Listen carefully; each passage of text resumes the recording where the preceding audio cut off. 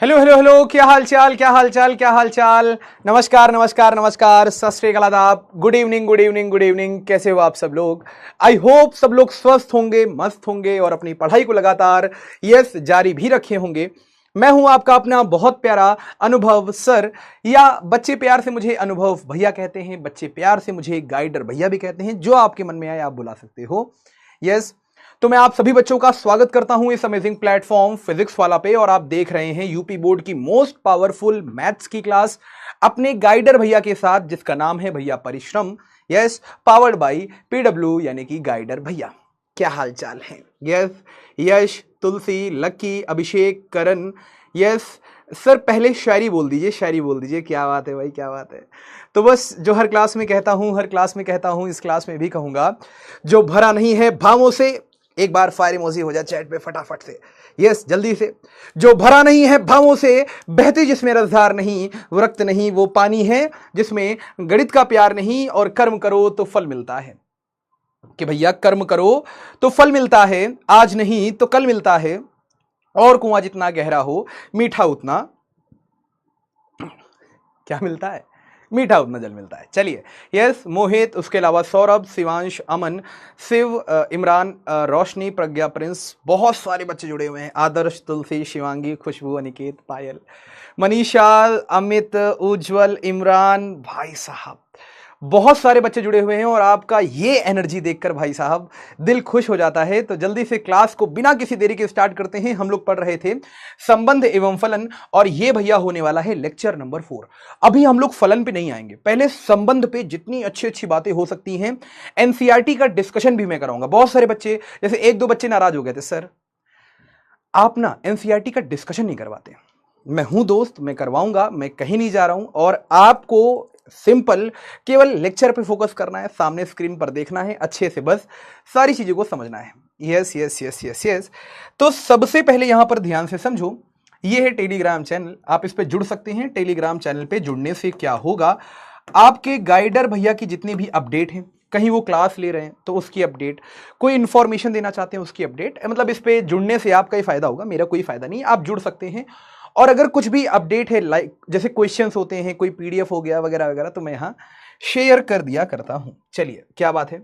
तो आज का हमारा टॉपिक क्या होने वाला है यहाँ पर भैया, एनसीईआरटी क्वेश्चंस, कि एनसीईआरटी के जितने अच्छे अच्छे क्वेश्चंस हैं वो हम लोग यहाँ पर डिस्कस करने वाले हैं।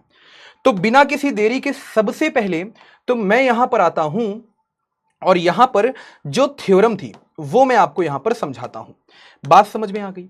जैसे थ्योरम बहुत सारे बच्चों को मैंने कल बताई थी, नहीं समझ में आई होगी, तो वो थ्योरम हम लोग समझते हैं सबसे पहले। अच्छा, इसमें थ्योरम हटा दी है, चलिए कल के नोट्स में आपको मिल जाएगी, बट मैं यहां पर सबसे पहले थ्योरम यहां पर आपको बताता हूं, ठीक है, कि थ्योरम क्या थी और कैसे उसको हमें कवर करना है। चलो फटाफट से आ जाओ भाई, थ्योरम पे आ जाओ। देखो थ्योरम क्या कहती है, कि हमारे पास मान लो कि भैया यहां पर दो संबंध हैं, एक हमारे पास R1 है, एक हमारे पास R2 है। मैं सारे क्वेश्चंस करवा रहा हूं, डोंट वरी, बहुत ध्यान से समझना। यहां मैं थोड़ी सी चैट ऑफ करता हूं, और फिर मैं आपको समझाता हूं कि भैया कल का हमारे पास सवाल क्या था, मतलब कल का हमारे पास जो प्रमेय थी वो प्रमेय क्या थी हमारे पास।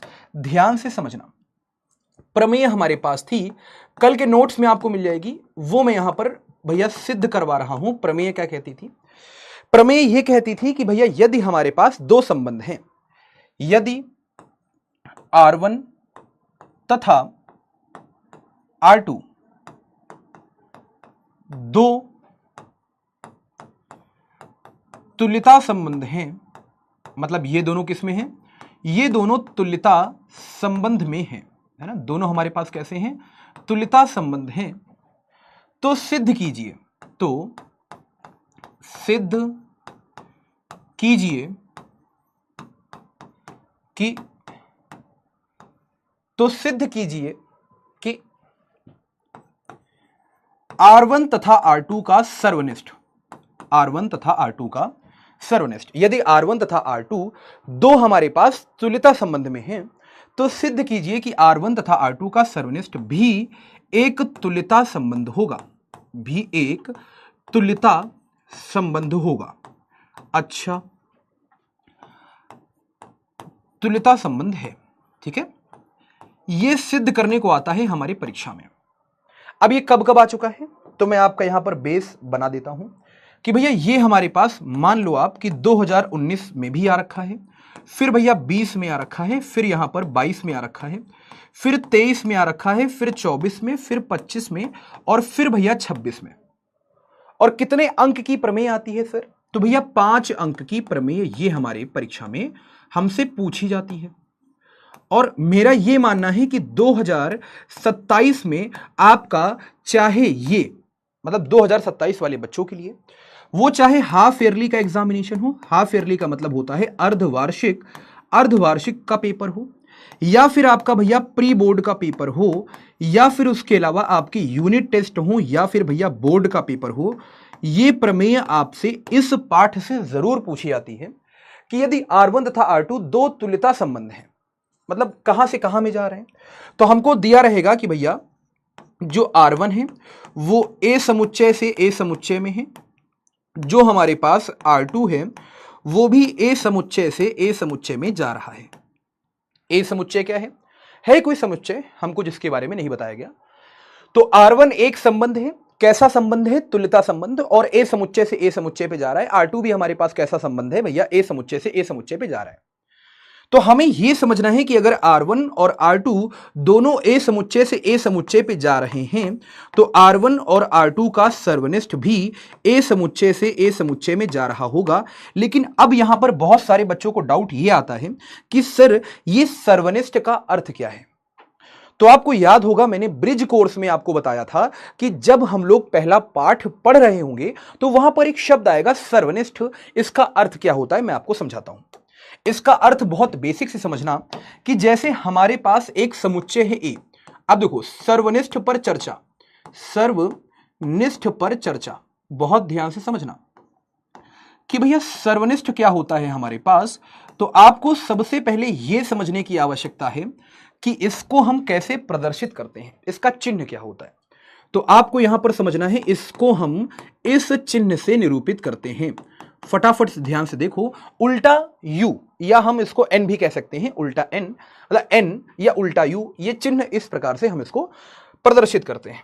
अब जरा ध्यान से समझना, जैसे मैंने आपसे कहा कि हमारे पास एक A समुच्चय है जिसमें हमारे पास 1 बैठा है, 2 बैठा है, 3 बैठा है, 4 बैठा है, 5 बैठा है, और हमारे पास एक समुच्चय है B जिसमें मान लो 3 बैठा है, 4 बैठा है, 5 बैठा है, फिर 6 बैठा है, फिर 7 बैठा है।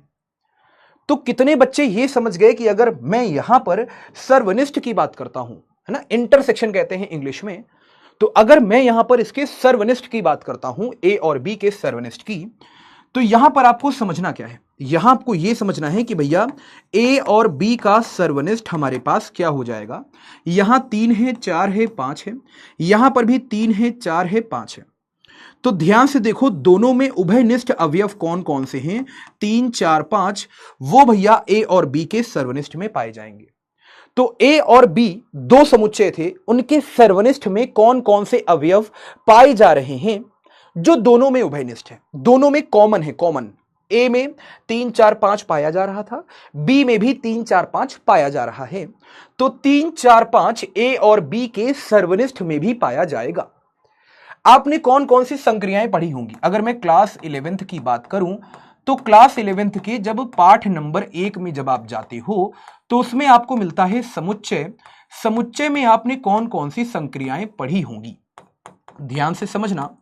तो आपने कौन कौन सी संक्रियाओं को समझा होगा भैया। सबसे पहली संक्रिया यहां पर हमारे पास आती थी संघ की, याद है आपको। पहला हमारे पास होता था संघ, फिर दूसरा हमारे पास होता था सर्वनिष्ठ, फिर तीसरा हमारे पास होता था यहां पर भैया अंतर, दो समुच्चयों का अंतर पढ़ते थे, फिर चौथा हमारे पास होता था पूरक समुच्चय। तो अब आपको फोकस किस पे करना है, सर्वनिष्ठ पे। हम इसको ऐसे लिखते हैं, इसको हम ऐसे लिखते थे, इसको हम ऐसे लिखते थे कि ए में से बी घटा दिया। पूरक को लिखते थे कि भैया ए डैश, जो क्या होता था सार्वत्रिक समुच्चय में ए घटाओगे तो मिलता था।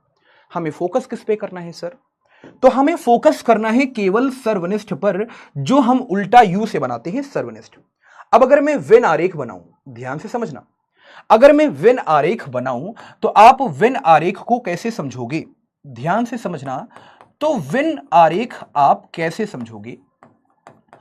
तो यहां पर आप ये मान लो कि हमारे पास ये क्या है, ये हमारे पास बेसिकली सार्वत्रिक समुच्चय है, जिसको हम यूनिवर्सल सेट से लिखते हैं यू।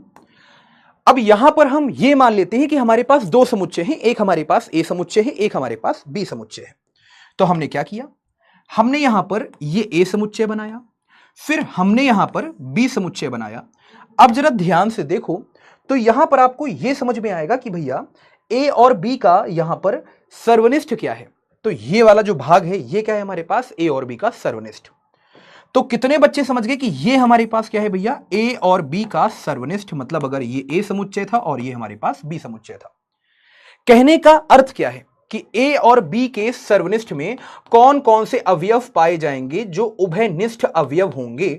मतलब जैसे यहां पर हमारे पास भैया 3 4 5 ए में भी था, 3 4 5 बी में भी था, तो 3 4 5 भैया ए और बी के सर्वनिष्ठ में भी पाया जा रहा है। अच्छा, इसका उल्टा भी समझो। इसका उल्टा क्या है?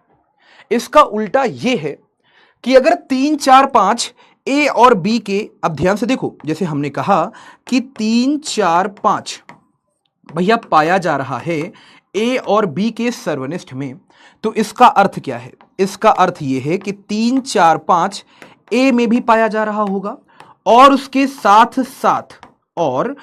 साथ साथ जो 3 है 4 है 5 है वो भैया बी में भी पाया जा रहा होगा।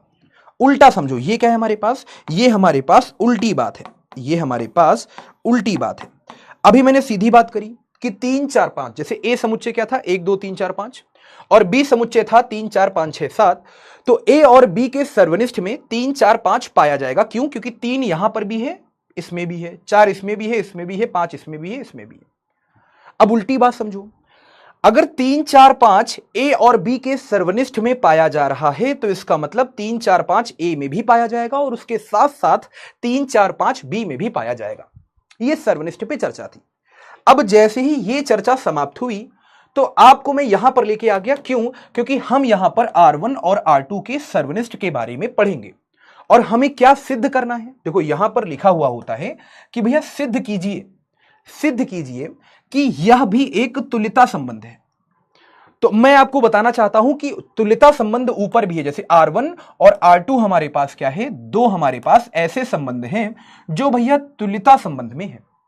तो आपको समझना क्या है, आपको यहां पर यह समझना है कि भैया R1 हमारे पास कैसा है, R1 हमारे पास तुल्यता संबंध में है। मतलब यह कैसा रहा होगा, स्वतुल्य रहा होगा। यह कैसा रहा होगा, यह सम्मित रहा होगा।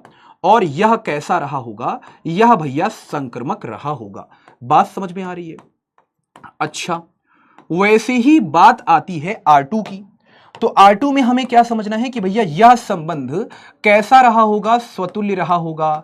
यह संबंध कैसा रहा होगा, सम्मित रहा होगा। और यह संबंध कैसा रहा होगा भैया, यहां पर संक्रामक रहा होगा। बात समझ में आ रही है? अच्छा, यह हमें पता है ना, ये हमें पता है। क्यों पता है? क्योंकि भैया अकॉर्डिंग टू क्वेश्चन, प्रश्नानुसार हमें दिया गया है कि भैया R1 और R2 ये दोनों बातें हमें पता थी कि भैया दोनों हमारे पास कैसे हैं भैया, स्वतुल्य, सम्मित और संक्रमक। हमें सिद्ध क्या करना था, हमें सिद्ध ये करना है कि R1 और R2 का सर्वनिष्ठ, ये जो हमारे पास संबंध होगा ये क्या रहा होगा, मतलब ये भी स्वतुल्य होगा और ये भी सम्मित होगा और ये भी संक्रमक होगा। लेकिन फिर प्रश्न आता है सर कैसे? वही तो हमें सवाल का जवाब देना है। 5 अंक हमें ऐसे नहीं मिलेंगे। हमें यह बताना पड़ेगा कि भैया R1 R2 का सर्वनिष्ठ भी स्वतुल्य होगा, सम्मित होगा, संक्रमक होगा। कैसे? तो अब चर्चा आती है कि कैसे ये तीनों होने वाला है। तो सबसे पहले हम क्या समझेंगे, सबसे पहले हम लोग समझेंगे भैया स्वतुल्य संबंध के बारे में। हम लोग ये सिद्ध करेंगे कि R1 और R2 का सर्वनिष्ठ एक स्वतुल्य संबंध है। कैसे? आ जाओ फटाफट। तो स्वतुल्य संबंध हम लोग कैसे सिद्ध करेंगे?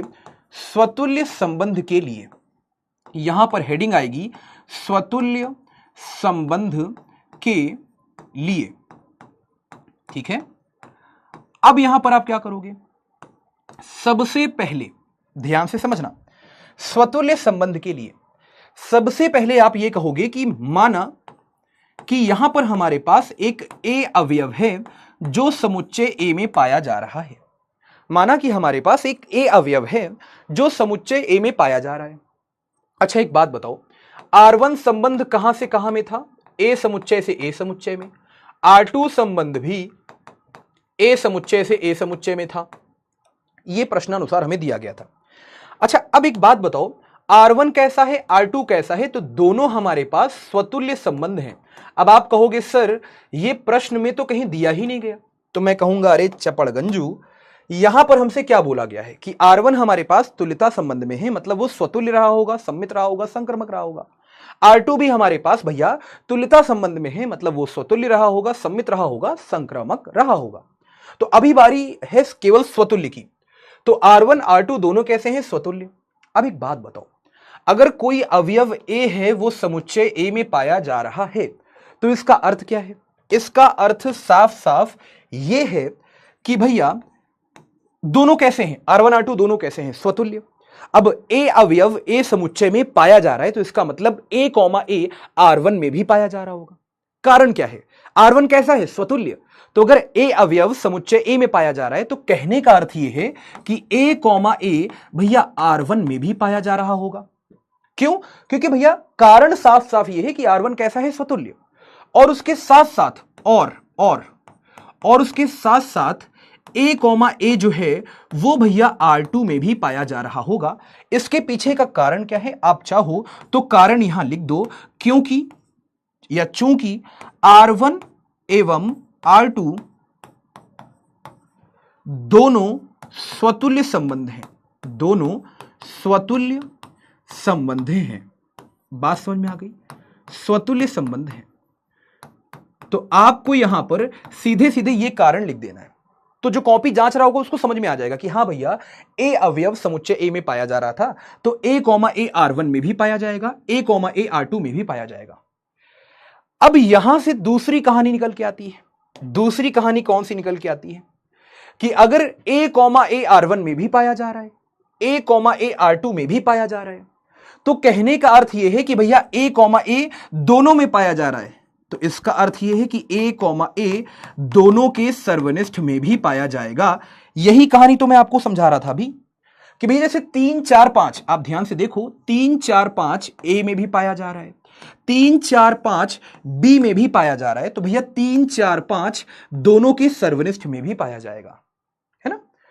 तो अगर A, A R1 में पाया जा रहा है, A, A R2 में पाया जा रहा है, तो इसका अर्थ यह है कि A, A R1 और R2 के सर्वनिष्ठ में पाया जाएगा। इसका अर्थ क्या है? इसका अर्थ यह है कि भैया R1 और R2 का सर्वनिष्ठ ये कैसा संबंध है? स्वतुल्य संबंध है। मतलब बहुत बेसिक सी बात जो मैंने आपको यहां पर समझाई कि R1 और R2 ये कैसा संबंध है? ये भैया स्वतुल्य संबंध है।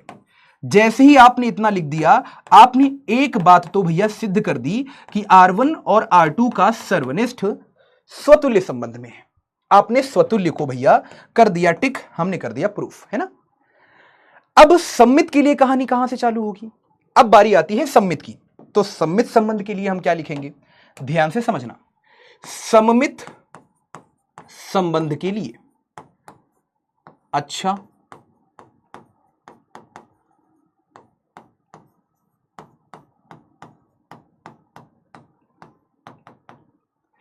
यहां आप क्या लिखोगे? यहां आप कहोगे सम्मित संबंध के लिए कि भैया माना कि हमारे पास दो अवयव हैं, एक हमारे पास छोटा ए, एक हमारे पास छोटा बी। हमने कहा कि भैया माना कि हमारे पास दो अवयव हैं, एक हमारे पास छोटा ए है और एक हमारे पास छोटा बी है जो समुच्चय ए में पाया जा रहा है।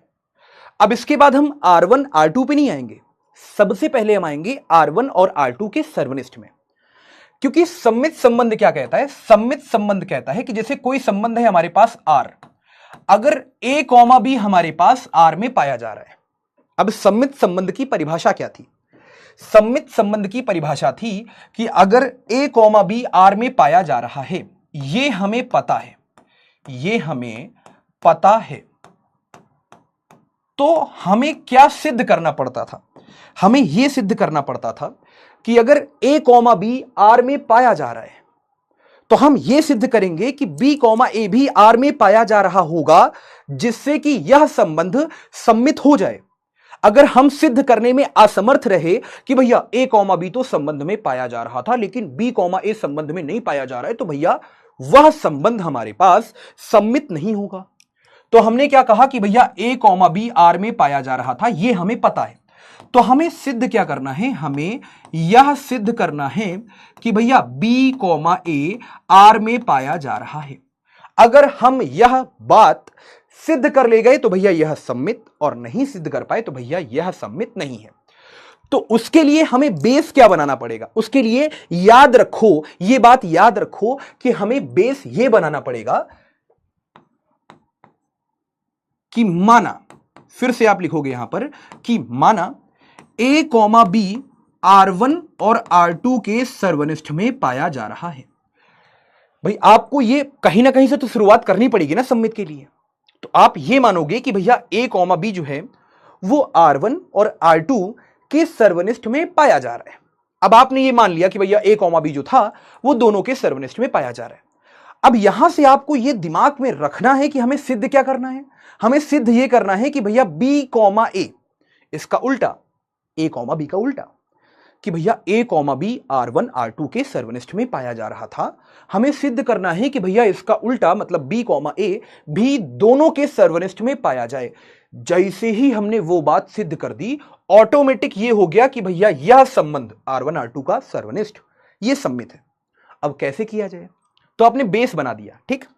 अब थोड़ा सा यहां पर उल्टा सोचो। उल्टा भी मैंने आपको यहां पर सोचने पे मजबूर किया था। कहां मजबूर किया था? मैंने कहा उल्टी बात समझो। अगर 3 4 5 दोनों के सर्वनिष्ठ में पाया जा रहा है, ए और बी के सर्वनिष्ठ में पाया जा रहा है, तो इसका मतलब है 3 4 5 ए में भी पाया जा रहा होगा और 3 4 5 बी में भी पाया जा रहा होगा। तो आपने यहां पर क्या समझा? आपने यहां पर समझा कि भैया अगर a कॉमा बी R1 और R2 के सर्वनिष्ठ में पाया जा रहा है, मतलब a कॉमा बी R1 में भी पाया जा रहा होगा, a कॉमा बी R2 में भी पाया जा रहा होगा। तो हम लिखेंगे अतः a कॉमा बी जो है वो R1 संबंध में भी पाया जा रहा होगा और उसके साथ साथ भैया a कॉमा बी जो है वो R2 संबंध में भी पाया जा रहा होगा। ठीक है। अब फिर से यहां कहानी चालू होगी वही वाली कि R1 R2 दोनों कैसे हैं? तुल्यता संबंध। R1 R2 दोनों कैसे हैं? तुल्यता संबंध। तो आपको यह समझ में आना चाहिए कि R2 और R1 दोनों कैसे रहे होंगे? सम्मित। अच्छा, सम्मित का अर्थ क्या है? सम्मित का अर्थ क्या है कि अगर a कॉमा बी R1 में पाया जा रहा है तो इसका अर्थ तो यही होगा कि भैया b कॉमा ए भी R1 में पाया जा रहा होगा। अब यहां बच्चे आके परेशान, अब आप लोग आके कंफ्यूज कि सर ये कहां से कहां आ गए, कहां से कहां गए? कुछ नहीं, सम्मित के लिए हमने खुद से ही यहां पर a कॉमा बी को मान लिया कि वो R1 R2 के सर्वनिष्ठ में पाया जा रहा है। तो इससे हम यह समझेंगे कि सर्वनिष्ठ की परिभाषा क्या कहती है कि a कॉमा बी R1 में भी पाया जा रहा होगा, a कॉमा बी R2 में भी पाया जा रहा होगा। अगर कोई अवयव किन्हीं दो समुच्चयों के सर्वनिष्ठ में पाया जा रहा है तो वह अवयव पहले वाले समुच्चय में भी पाया जा रहा होगा, दूसरे वाले में भी पाया जा रहा होगा।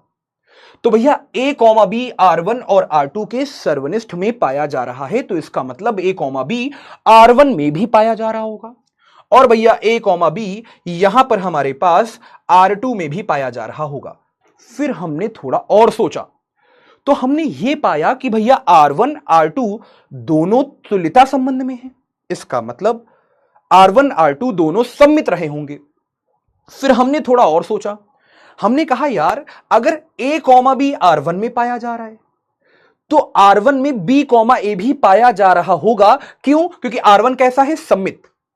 और वही बात यहां पर भी लागू हुई कि अगर a कॉमा बी R2 में पाया जा रहा है तो भैया b कॉमा ए भी R2 में पाया जाएगा। क्यों? क्योंकि दोनों कैसे हैं? R1 R2 दोनों सम्मित हैं। तो हमको यहां कारण लिखना पड़ेगा बाजू में, वरना जो कॉपी जांचेंगे वो कहेंगे कि भैया आपने नकल कर ली कहीं से।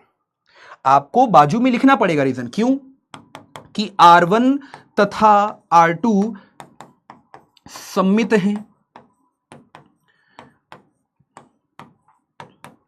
तो यदि A, B R1 में पाया जा रहा है तो इसका मतलब यह होगा कि B, A भी R1 में पाया जाएगा। और यहां लिखोगे आप, और अगर A, B R2 में पाया जा रहा है तो इसका मतलब यह होगा कि B, A भी R2 में पाया जा रहा होगा। अब यह बात आपने लिख दी। अब जो कॉपी जांच रहा है वो समझ जाएगा कि हाँ भैया इसने तो लॉजिक दिया है हमको, इसका मतलब इसने कहीं से भैया नकल नहीं करी है। हाँ, यस। अब थोड़ा सा आप और चालाक बने। आपने कहा कि यार भैया B, A R1 में भी पाया जा रहा है और उसके साथ साथ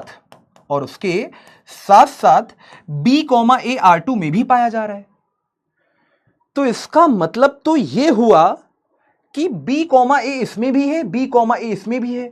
यार जैसे 3, 4, 5 A में भी था, यहां देखो, यहां 3, 4, 5 A में भी था, 3, 4, 5 B में भी था, तो 3, 4, 5 दोनों के सर्वनिष्ठ में था। अच्छा, मतलब B, A R1 में भी है, B, A R2 में भी है, तो यार B, A दोनों के सर्वनिष्ठ में भी रहा होगा। इसका अर्थ यह है कि B, A दोनों के सर्वनिष्ठ में रहा होगा।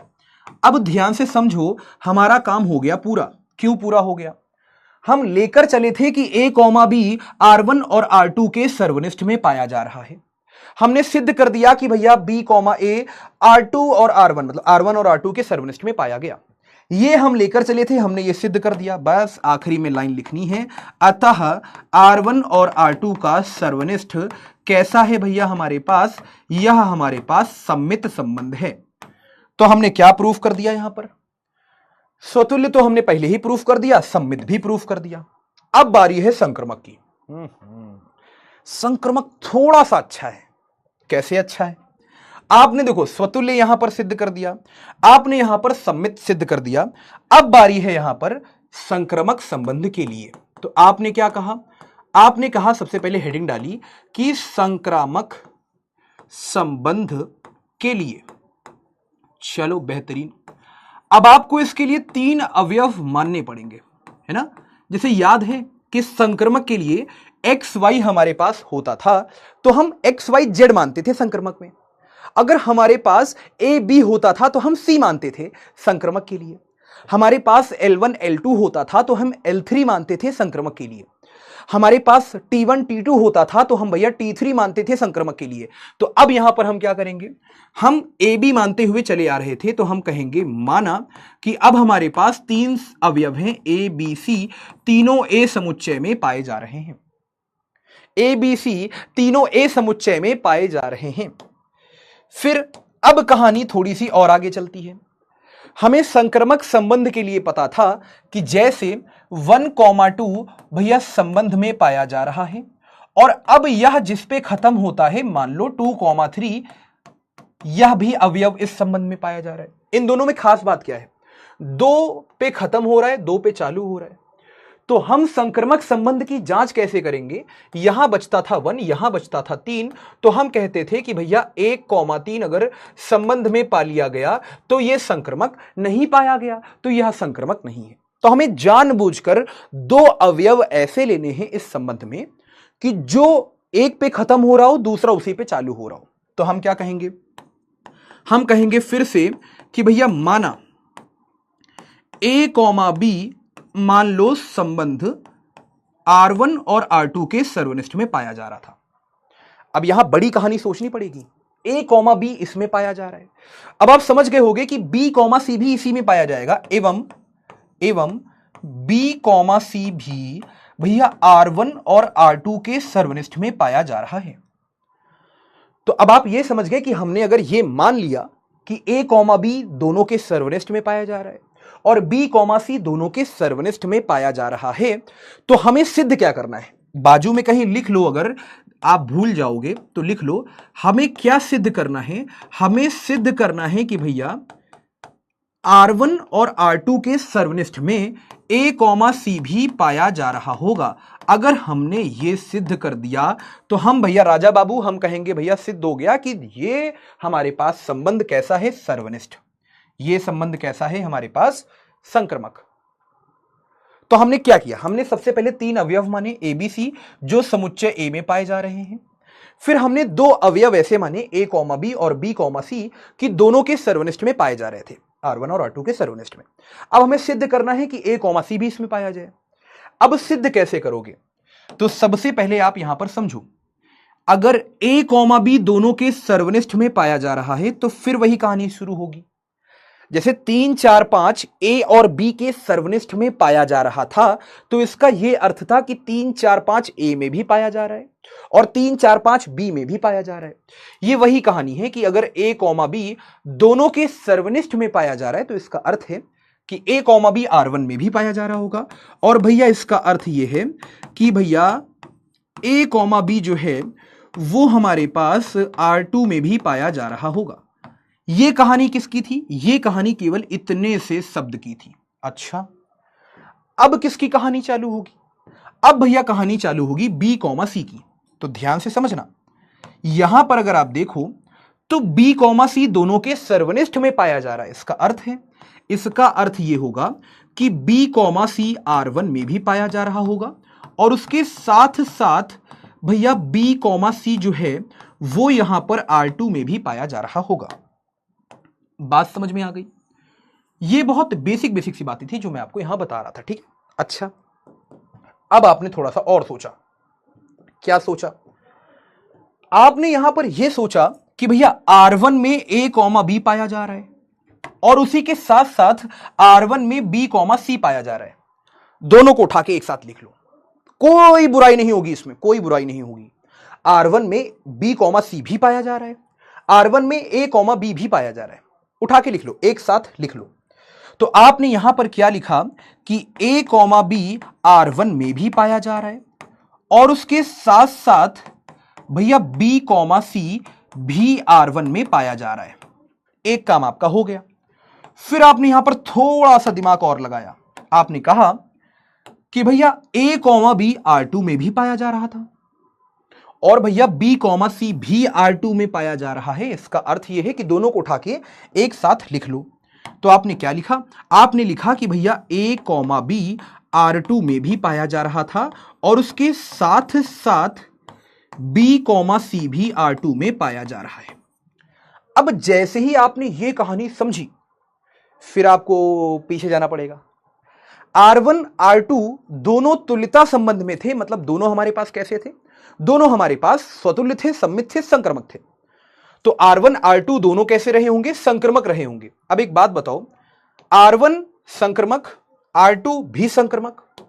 R1 में ए कॉमा बी बी कॉमा सी पाया जा रहा है। इसका अर्थ यह है कि बी और बी तो भैया भाग गए, तो यहां क्या बचा ए, यहां क्या बचा सी। अगर R1 संक्रमक था तो बनी बात है ए कॉमा सी R1 में भी पाया जा रहा होगा। नहीं समझे, बेसिक सी बात है यार। R1 कैसा था हमारे पास, संक्रमक। अगर ए कॉमा बी और भैया बी कॉमा सी R1 में पाया जा रहा था तो R1 कैसा था, संक्रमक। तो बनी बात है ए कॉमा सी R1 में भी पाया जाएगा। उसी के साथ साथ यहां पर R2 हमारे पास कैसा था, संक्रमक। ए कॉमा बी बी कॉमा सी पाया जा रहा था तो भैया ए कॉमा सी R2 में भी पाया जाएगा। भैया बी और बी तो छुप गए, बी और बी तो छुप गए, यहां बचा ए, यहां बचा सी। तो ए कॉमा सी R1 में भी पाया जा रहा है, ए कॉमा सी R2 में भी पाया जा रहा है। अब फिर से वही कहानी। हाँ, रीजन आप चाहो तो लिख देना, जरूर लिखना, वरना कॉपी जांचने वाला समझेगा कि आपने कहीं से नकल करी है। तो आप रीजन लिख देना कि भैया R1 R2 दोनों कैसे हैं, संक्रमक। तो इसका अर्थ यह है कि अगर ए कॉमा बी बी कॉमा सी R1 में पाए जा रहे हैं तो भैया ए कॉमा सी भी R1 में पाया जाएगा। और वही सेम कहानी नीचे लिख देना कि अगर ए कॉमा बी और बी कॉमा सी R2 में पाया जा रहा है तो भैया ए कॉमा सी R2 में भी पाया जाएगा। लेकिन अब यहां से क्या समझे आप, यहां से यह समझे कि ए कॉमा सी R1 में भी है, ए कॉमा सी R2 में भी है। अब देखो ए कॉमा सी दोनों जगह है, ए कॉमा सी दोनों जगह है। अगर a कॉमा सी दोनों जगह है तो हम ये कह सकते हैं क्या कि a कॉमा सी R1 और R2 के सर्वनिष्ठ में भी होगा। देखो पूरी कहानी में फिर से समझाता हूं, आप भटक गए होंगे, मैं आपको फिर से समझाता हूं। हमने सबसे पहले संक्रमक संबंध के लिए क्या किया, हमने माना कि हमारे पास तीन अवयव थे ए बी सी जो समुच्चय ए में पाए जा रहे थे।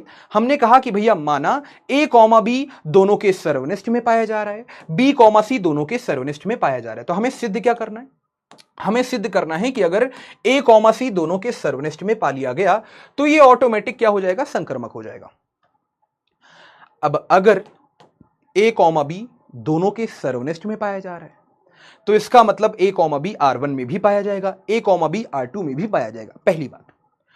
फिर बी कॉमा सी दोनों के सर्वनिष्ठ में पाया जा रहा है तो इसका मतलब बी कॉमा सी R1 में भी, बी कॉमा सी R2 में भी।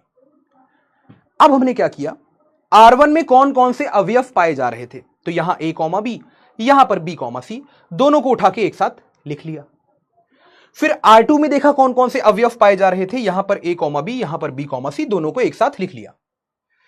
फिर हमने यह देखा कि भैया ए कॉमा बी R1 में पाया जा रहा है, बी कॉमा सी R1 में पाया जा रहा है, तो इसका अर्थ यह है कि भैया ए कॉमा सी R1 में पाया जाएगा। क्यों, क्योंकि यहां पर हमारे पास R1 और R2 दोनों कैसे हैं, संक्रमक। मतलब अगर ए कॉमा बी, बी कॉमा सी R1 में पाया जा रहा है तो ए कॉमा सी भी R1 में पाया जाएगा। मतलब अगर ए कॉमा बी, बी कॉमा सी R1 में पाया जा रहा है तो ए कॉमा सी भी R1 में पाया जाएगा।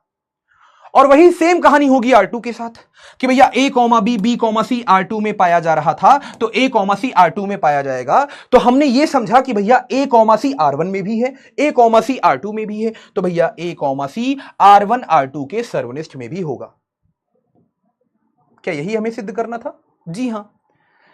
जैसे ही हमने सिद्ध कर दिया हम सीधे लिख देंगे क्या कि अतः R1 और R2 का सर्वनिष्ठ भी कैसा है, एक भैया संक्रामक संबंध है। बस हमें यही तीन प्रूफ करने थे कि यह स्वतुल्य है, सम्मित है, संक्रमक है। तो स्वतुल्य हो गया, सम्मित हो गया, संक्रमक हो गया। लास्ट में हम लिख देंगे कि भैया अतः यह हमारे पास कैसा है, एक तुल्यता संबंध है, काम खत्म। तुल्यता संबंध है, काम खत्म। अब यह आपको कॉपी पे पेज बाय पेज लिखना है, मैंने आगे पीछे लिखा है। आप सबसे पहले ये लिखोगे, फिर उसके बाद आप यहां पर स्वतुल्य पे आओगे, सम्मित पे आओगे, फिर भैया संक्रमक पे आओगे, फिर अगले पेज पे लिखोगे कि अतः R1 R2 का सर्वनिष्ठ स्वतुल्य है, सम्मित है, संक्रमक है। तो भैया यहां पर R1 R2 का सर्वनिष्ठ एक हमारे पास तुल्यता संबंध होगा। यस प्यारे बच्चों, जल्दी से बताओ क्या समझ में आया कि नहीं आया यार? यस और नो फटाफट से चैट पे लिख दो, यस और नो। आपको 2 मिनट का समय दे रहा हूं मैं। यस जल्दी से, अगर ये समझ में आ गई है तो वोट भी कर दो, यहां पर 60 सेकंड का समय दे रहा हूं, जल्दी से वोट कर दो फटाफट। हाँ भाई जल्दी से फटाफट से वोट भी कर दीजिए। क्या आपको यहां तक की बातें समझ में आ चुकी हैं, यस और नो? जल्दी से यस। अगर समझ में आ गई हैं सारी बातें तो जल्दी से यहां पर मुझे फटाफट से वोट करके बता दीजिए कि भाई हाँ बातें समझ में आ गई हैं। यस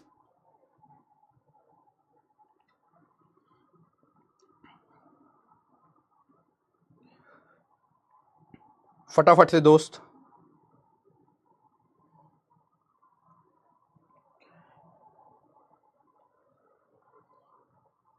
क्लियर है? रिपीट करता हूं, डोंट वरी।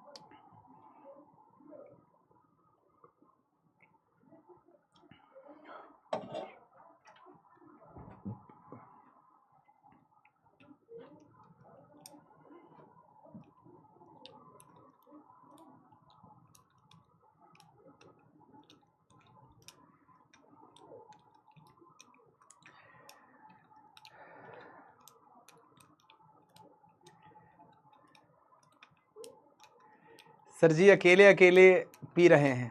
अरे दोस्त तुम भी पी लो यार, कैसी बातें कर रहे हो? हाँ सर जी यहाँ भी पार्सल करवा दीजिए, है चपड़गंजू। हम नहीं करवाएंगे, हम अकेले अकेले पंख लगा के उड़ जाएंगे। हाँ है नशेड़ी हो सर, नशेड़ी। अरे सुबह से कुछ खाए नहीं यार, तबीयत खराब लग रही, तो फिर तबीयत खराब लग रही मतलब कुछ खाने का मन नहीं कर रहा था, पेट में दिक्कत थी, तो फिर हमने सोचा यार एनर्जी तो चाहिए होगी। अब लगातार 3-4 क्लास ले ली है, अभी एक और क्लास लेनी है इसके बाद, तो अगर एनर्जी नहीं रहेगा शरीर में तो कैसे पढ़ाएंगे हम, है ना।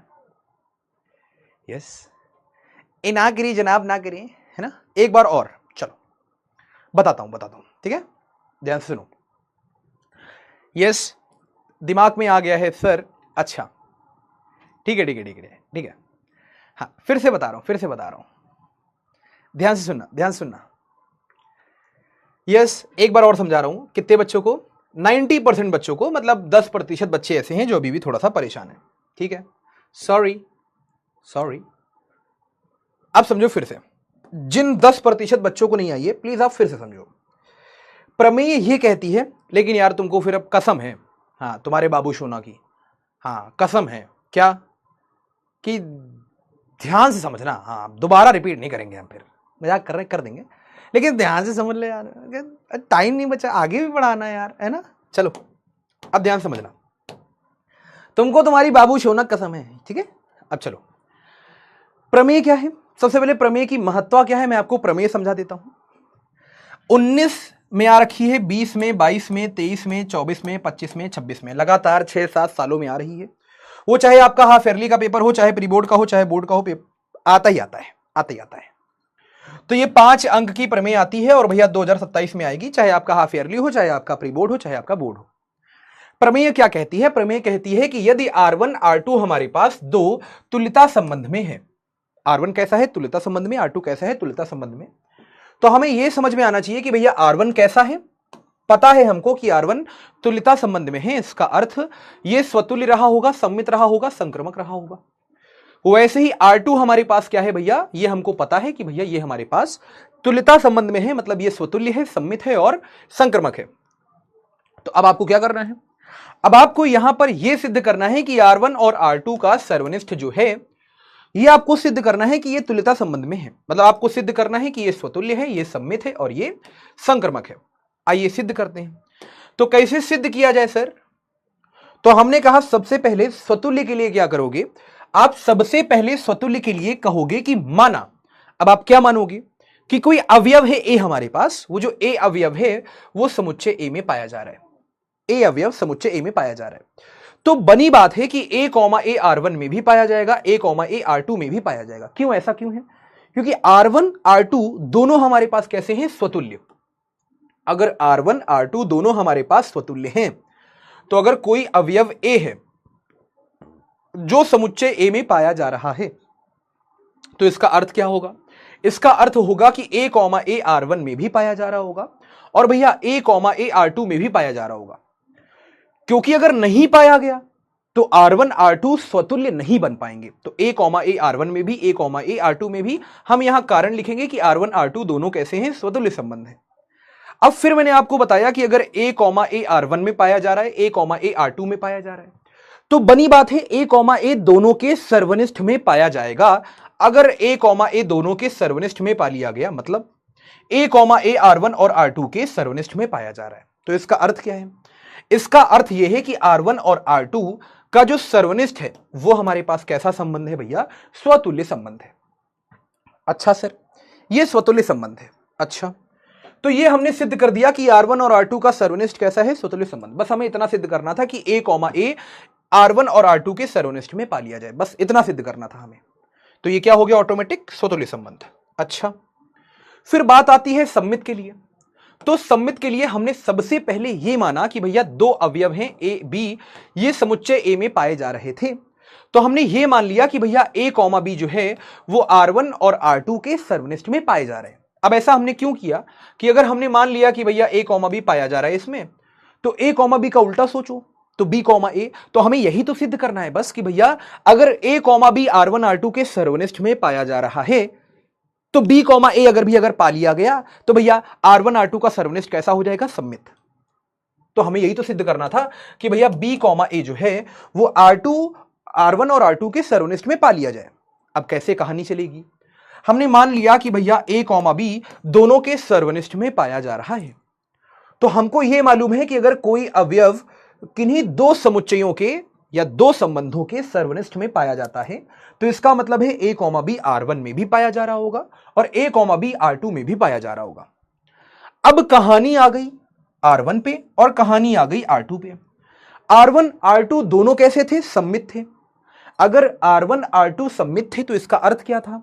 इसका अर्थ यह था कि अगर A कॉमा B R1 में पाया जा रहा है, R1 कैसा है? सम्मित, तो B कॉमा A भी R1 में पाया जा रहा होगा, तभी तो सम्मित बना होगा।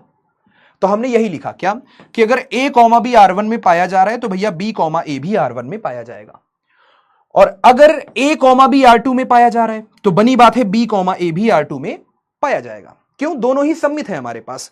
अब कहानी यहां पर आके अटक गई कि भैया B कॉमा A R1 में, B कॉमा A R2 में, तो बनी बात है B कॉमा A दोनों के सर्वनिष्ठ में। बस हमें यही चाहिए था। क्यों? क्योंकि स्टार्टिंग हमने ऐसे करी थी कि भैया A comma B R1 R2 के सर्वनिष्ठ में पाया जा रहा है, तो B कॉमा A क्या होगा? इसमें पा लिया गया, तो हम बोल देंगे ये संबंध कैसा है भैया? सम्मित है हमारे पास, काम खत्म। अच्छा, अब यहां पर कहानी आगे बढ़ी। ये कैसा हो गया बाबू? ये हमारे पास सम्मित हो गया, ये हमारे पास सम्मित हो गया, है ना? ये हमारे पास कैसा हो गया? सम्मित। अच्छा, अब कहानी आगे बढ़ी संक्रमक के लिए। अब देखो, संक्रमक का काम थोड़ा अलग होता है। संक्रमक में हमको कोई दो अवयव ऐसे लेने पड़ते हैं कि जो एक पे खत्म हो रहा हो वो दूसरे पे चालू हो रहा हो। जैसे कोई भी संबंध हमें जांच करनी है कि संक्रमक है कि नहीं, तो 1,2 लिया, 2,3 लिया। अगर ये संबंध में पाए जा रहे हैं तो, नहीं पाए जा रहे हैं तो ऐसा नहीं कि हम अपने मन से ले ले, नहीं। संबंध में अगर 1,2 2,3 पाए जा रहे हैं तो संक्रमक संबंध की जांच के लिए हम देखेंगे कि 1,3 है कि नहीं है। अगर 1,3 है तो संक्रमक है, नहीं है तो भैया संक्रमक नहीं है, काम खत्म। तो यहां पर हमने क्या किया? सबसे पहले अब 3 अवयव माने, एक माना A, एक माना B, एक माना C, कि तीनों A समुच्चय में पाए जा रहे हैं। और फिर हमने यह भी मान लिया कि A कॉमा B दोनों के सर्वनिष्ठ में, B कॉमा C दोनों के सर्वनिष्ठ में। अब हमने यही क्यों माना? क्योंकि ये खत्म हो रहा है B पे और ये चालू हो रहा है B पे। तो अब मान लो जैसे हम मान लेते A कॉमा B और C कॉमा D, तो उसका कोई अर्थ थोड़ी ना होता। क्यों? A कॉमा B खत्म हो रहा है B पे, C कॉमा D चालू हो रहा है C पे, दोनों में संबंध है क्या? कोई नहीं। तो हमने जानबूझ के ऐसे दो अवयव माने कि A comma B, B comma C। अब आप समझदार हो, अगर A कॉमा B दोनों के सर्वनिष्ठ में पाया जा रहा है, मतलब A कॉमा B R1 में भी, A कॉमा B R2 में भी।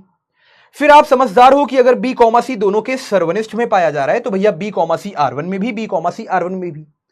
फिर आप कुछ ज्यादा समझदार निकले, आपने कहा भैया R1 में ये A कॉमा B पाया जा रहा है, R1 में B कॉमा C पाया जा रहा है, क्यों ना एक साथ लिखा जाए, एक साथ लिख दिया। फिर आप थोड़े और समझदार निकले, आपने कहा R2 में A कॉमा B पाया जा रहा है, R2 में B कॉमा C पाया जा रहा है, दोनों को एक साथ लिख लिया जाए। फिर आपने ये कहा कि यार R1 R2 संक्रमक भी तो रहे होंगे, क्योंकि दोनों कैसे हैं? तुल्यता संबंध, तो संक्रमक भी रहे होंगे। तो आपने यह सोचा कि अगर यार R1 R2 संक्रमक रहे होंगे तो यदि A कॉमा B R1 में पाया गया होगा, B कॉमा C R1 में पाया गया होगा, तो A कॉमा C भी R1 में पाया जा रहा होगा, तभी तो संक्रमक बना होगा ये। वैसे ही आपने सोचा कि अगर A कॉमा B R2 में, B कॉमा C R2 में, तो A कॉमा C भी R2 में पाया जा रहा होगा, जिससे कि ये हमारे पास भैया संक्रमक बना होगा। तो अब आपने यहां से यह निकाल लिया कि A कॉमा C R1 में भी है, A कॉमा C R2 में भी है। आपने तुरंत कहा कि A कॉमा C दोनों के सर्वनिष्ठ में है। आप शुरुआत में लेके क्या चले थे? लेके चले थे कि A कॉमा B दोनों के सर्वनिष्ठ में, B कॉमा C दोनों के सर्वनिष्ठ में, तो भैया A कॉमा C भी दोनों के सर्वनिष्ठ में है ना? B और B दोनों गायब हो गए, तो बचा क्या? यहां बचा A, यहां बचा C। तो A कॉमा C भी भैया R1 और R2 के सर्वनिष्ठ में है, मतलब R1 और R2 का सर्वनिष्ठ कैसा है? संक्रमक। बस स्वतुल्य हो गया, सम्मित हो गया, संक्रमक हो गया। फिर से एक बार PDF आपको ऐप पे मिलेगा, फिर से एक बार वोट टाइप कर रहा हूं। अब बता दो यार मित्र एक बार, अब सारे डाउट खत्म हो गए होंगे, आई होप सारे डाउट खत्म हो गए होंगे मित्र। 50 मिनट इसी में लगा दिए, अभी NCERT डिस्कशन करना है, अब दोबारा रिपीट मत करवा देना दोस्त। अब हमको एनसीईआरटी डिस्कशन भी करना है, वरना कहोगे तो भाई पूरा हम यही करवाते रह जाएंगे। क्या थ्योरम है ना, कड़वी होती यार, पहली बार पी रहे हैं हम ही। यस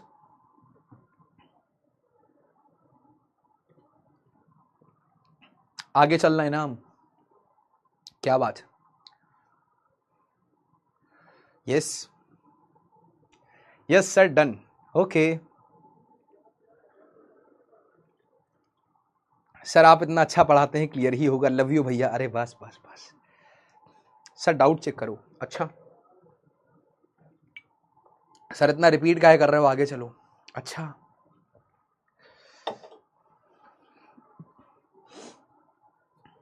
छुट्टी दे, छुट्टी नहीं अभी, चलो डाउट भी चेक करते हैं दोस्त। अभी थोड़ा सा एनसीईआरटी के क्वेश्चंस करवा लें, डाउट चेक करते हैं। हाँ 95, 5% बच्चे और निकल आए। अब जो 4% बचे ना, प्लीज आप एक बार इसको फिर से रिवाइज कर लेना। जैसे ही क्लास खत्म हो उसके बाद एक बार जाना नहीं कहीं कि पता चले भाग गए कहीं, 10 मिनट 15 मिनट में जल्दी जल्दी देख लेना, आ जाएगा आपके दिमाग में। ठीक है चलो अब चलते हैं एनसीईआरटी के एक्सरसाइज पे।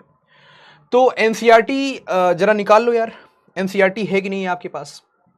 नहीं है तो कोई बात नहीं, नहीं है तो कोई बात नहीं। यहां से चालू होती है एनसीईआरटी 1.1।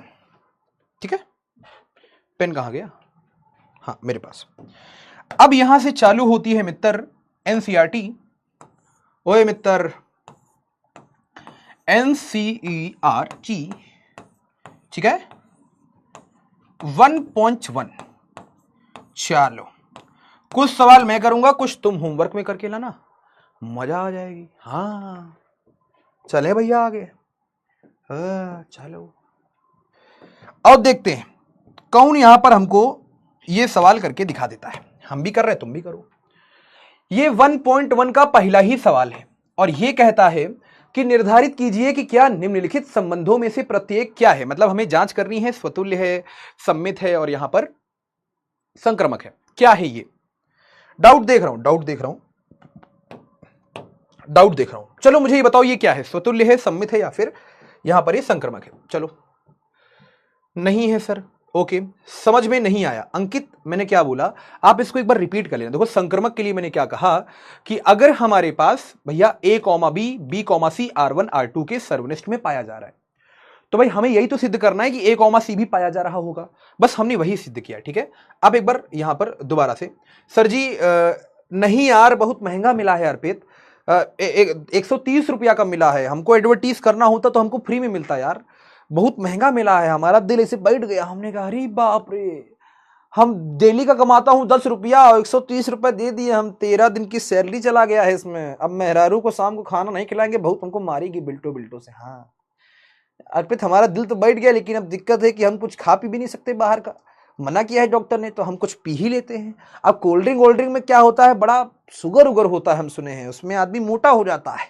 तो सबसे अच्छा हमको यही लगा तो हम ले लिए यार, है ना अर्पित, हम एडवर्टाइज नहीं कर रहे हैं यार। भैया समझ नहीं आ रहा है। अक्षिता प्लीज, जितने बच्चों को नहीं समझ में आया, जैसे अंकित हैं, सिद्धार्थ हैं, उसके अलावा नुरुल हैं, अक्षिता हैं, आर्यन हैं, युवराज हैं, प्लीज आप, हाँ सूर्यांश XYZ भी मान सकते हैं, प्लीज आप एक बार फिर से रिवाइज कर लेना।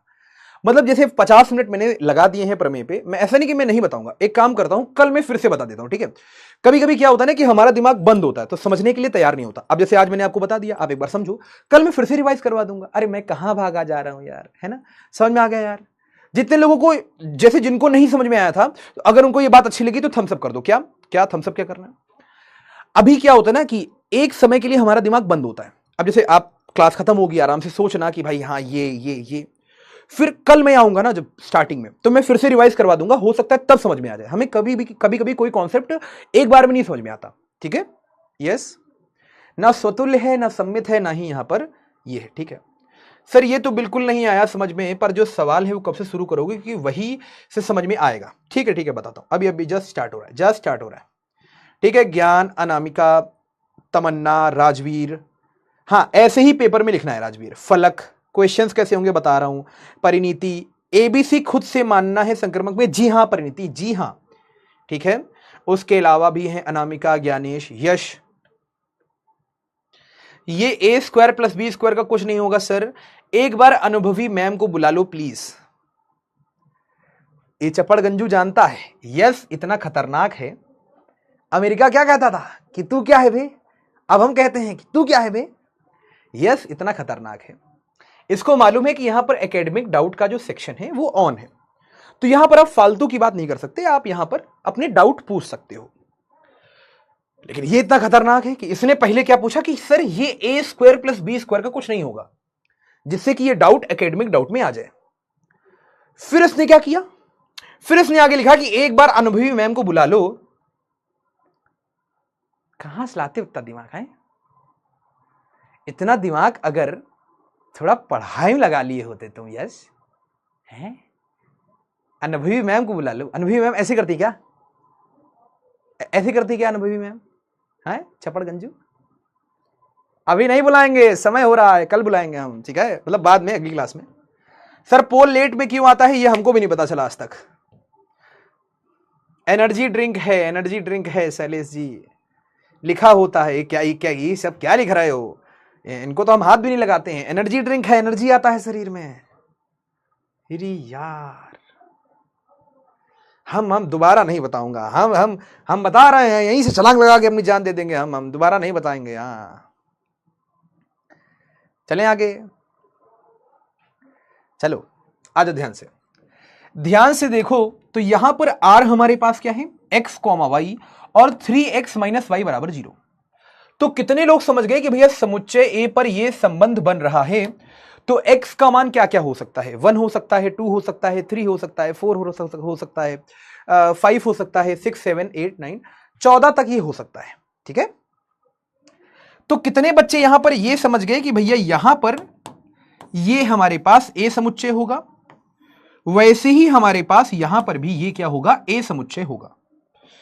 तो इस ए समुच्चय में क्या क्या होगा, 1 होगा, फिर यहां 2 होगा, फिर 3 होगा, 4 होगा, ऐसे करते करते क्या होगा लास्ट में 14। और यहां पर भी क्या होगा, 1 होगा, 2 होगा, 3 होगा, ऐसे करते करते करते क्या होगा लास्ट में 14, ठीक है। अब जरा ध्यान से देखो, ये हमारे पास ए समुच्चय, ये हमारे पास ए समुच्चय, इसमें पाया जाएगा x, इसमें पाया जाएगा y, दोनों में संबंध बन रहा है। कुछ संबंध क्या है, 3x माइनस वाई बराबर 0। इसका अर्थ तो यही हुआ कि भैया 3x बराबर क्या है, y। अब देखो x का मान क्या क्या हो सकता है, 1 हो सकता है, 2 हो सकता है, 3 हो सकता है, 4 हो सकता है, आखिरी में जाके 14 भी हो सकता है। तो हम क्या करेंगे, हम यहां पर सबसे पहले x को 1 रखेंगे, तो भैया y क्या मिलेगा, 3। अच्छा सर, फिर x को 2 रखोगे तो y क्या मिलेगा, 6। फिर x को 3 रखोगे तो y क्या मिलेगा, 9। फिर आप यहां पर x को 4 रखोगे तो भैया y क्या मिलेगा, 12। फिर आप जैसे ही x को 5 रखने गए आप रुक गए, क्यों, y में 15 तो है ही नहीं। अगर y में 15 नहीं है तो आप x को 5 नहीं रख पाओगे। तो संबंध क्या क्या मिलेगा आपको, r में आपको क्या क्या मिलेगा, r में आपको यहां पर यह मिलेगा कि भैया सबसे पहले r हमारे पास हो जाएगा 1,3, है ना, क्या हो जाएगा 1,3।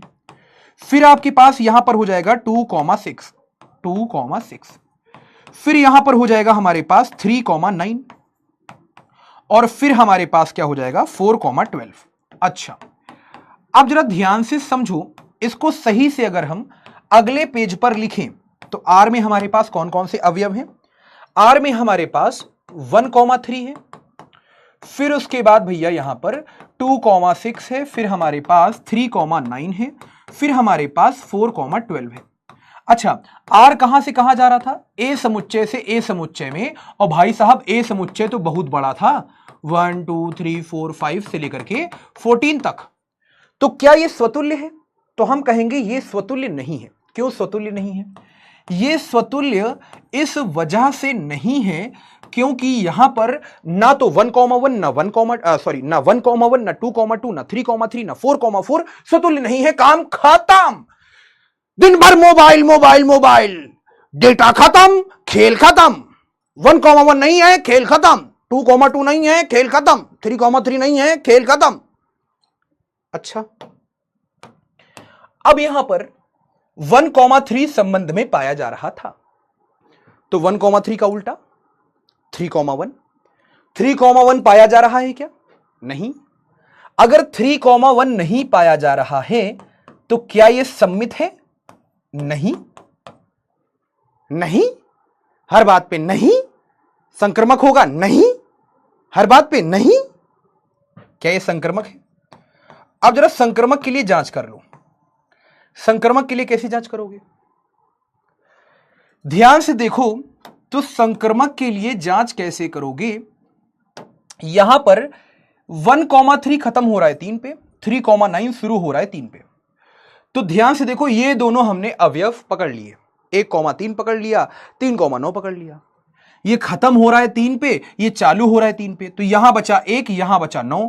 ढूंढो क्या भैया यहां पर 1,9 पाया जा रहा है। तो हमने कहा भैया 1,9 हमने ढूंढा, नहीं पाया गया, मतलब क्या ये संक्रमक है? तो हम कहेंगे नहीं, हर बात पे नहीं। अच्छा, अब ये सवाल आया। ये सवाल कहता है, तो ना तो ये स्वतुल्य है, बहुत सारे बच्चे इसका सही आंसर दे रहे थे, ना स्वतुल्य है, ना भैया सम्मित है, ना हमारे पास संक्रमक है। अब यहां पर ध्यान से समझो कि प्राकृत संख्याओं के समुच्चय n पर एक हमें संबंध दिया गया है। मतलब r कहां से कहां में दिया है? r हमारे पास n से n में दिया गया है। संबंध क्या है? संबंध है कि अगर x, y पाया जा रहा है तो y बराबर क्या है? x + 5। लेकिन हमको बता दिया गया आगे कि x यहां पर 4 से छोटा है। IG ढूंढ लेना, हम इंस्टाग्राम पे मिल जाएंगे। तो अगर x यहां पर 4 से छोटा है तो कितने बच्चे समझ गए x का मान क्या क्या हो सकता है? या तो 1 होगा, या तो 2 होगा, या तो 3 होगा। इसके पीछे का कारण यह है कि x कहां पाया जा रहा था भैया? प्राकृतिक संख्याओं के समुच्चय में। तो कितने लोग समझ गए कि भैया y बराबर क्या था? y बराबर था x + का 5। हमने सबसे पहले x को 1 रखा, तो जैसे ही x को 1 रखोगे तो y क्या मिलेगा? 1 + 5 यानी कि 6। फिर वैसे ही हमने x को रखा भैया 2, तो यहां पर y क्या मिलेगा? 5 + 2 यानी कि 7। फिर जैसे ही आपने x को रखा 3, तो भैया y क्या मिलेगा? 8। तो हम ये समझ गए कि भैया हमारे पास संबंध में क्या क्या आएगा। संबंध में हमारे पास सिंपल 1,6 आएगा, क्योंकि x जब 1 था तो y 6 था, तो यहां पर आएगा 1,6। यहां पर आ जाएगा 2,7 और यहां पर आ जाएगा 3,8। तो कितने लोग यहां पर यह समझ गए कि सबसे पहली बात, क्या यह स्वतुल्य है? तो हम कहेंगे नहीं। क्या यह स्वतुल्य है? हम कहेंगे नहीं। क्यों नहीं? क्योंकि भैया x 1 है तो ना तो 1,1 पाया जा रहा है। भाई x क्या क्या हो सकता है? तो x 1 हो सकता है, 2 हो सकता है, 3 हो सकता है। ना 1,1 पाया जा रहा है, ना 2,2 पाया जा रहा है, ना 3,3 पाया जा रहा है। तो क्या ये स्वतुल्य है? नहीं। अच्छा, अब बारी आती है सम्मित की। तो सम्मित में आपको यह समझना है कि अगर 1,6 पाया जा रहा था तो 6,1 भी पाया जाना चाहिए। 1,6 पाया जा रहा था तो 6,1 भी पाया जाना चाहिए। लेकिन क्या 6,1 पाया जा रहा है? तो हम कहेंगे नहीं। तो क्या यह सम्मित है? तो हम कहेंगे नहीं, हर बात पे नहीं। अब बारी आती है संक्रमक की। अब जरा ध्यान से समझना, क्या यह संक्रमक है? चलो जल्दी से मुझे चैट पे बताओ, यस और नो। क्या यह संक्रमक है? यस और नो, फटाफट से चैट पे बताओ, क्या यह संक्रमक है? यस और नो। यस, क्या यह संक्रमक है? यस और नो।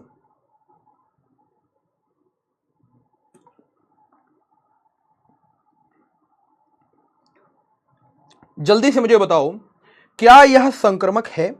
यस और नो।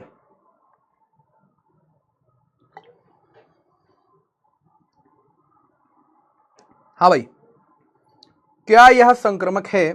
यस और नो।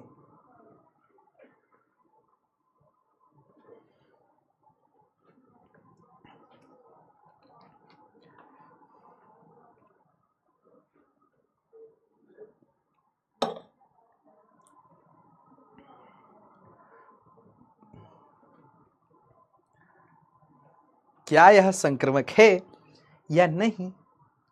नहीं।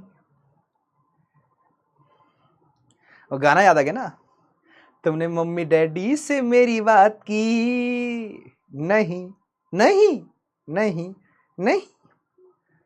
मेरे भाई से मुलाकात की? नहीं नहीं नहीं नहीं। तो फिर इतने दिन तुमने क्या किया? अरे तेरा नाम लिया हो, तुझे याद किया हो, तुझे याद किया, तेरा नाम लिया, तेरा नाम लिया, तुझे याद किया। अब मैं चप्पड़ गंजू ये संक्रामक है। अब मैं कल ही बताया था कि भैया मजेदार प्रश्न है, आपको याद है भगवान, सब खा जाते हो तुम लोग पूरी सब्जी के साथ।